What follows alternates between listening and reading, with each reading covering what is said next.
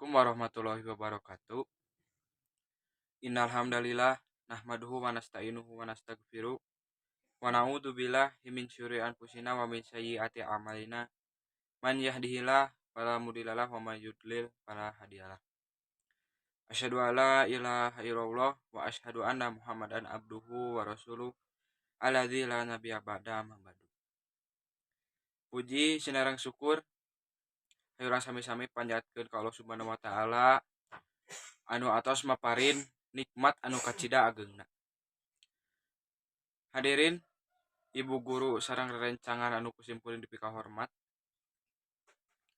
Di dieu simpuring bade ngadugikeun pentingna syukur kanggo urang salaku hambana di hirup teh naon wae. Hadirin anu kusimpuling dipi kahormat, rasa syukur teh nyaeta mangrupakeun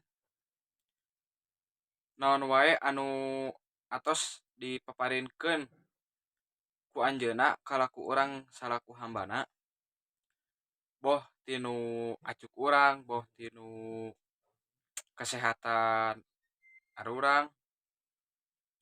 Anu intina rasa syukur teh masrahkeun ka Allah Subhanahu wa taala perkawis naon wae anu atos dipimili ku urang sadayana. Terus dijelaskeun oge dina Quran surat Al Imran, Quran surat Ibrahim ayat 7 anu hartosna upami jalma teu aya rasa syukur sakedik acan maka eta jalma bakal cilaka.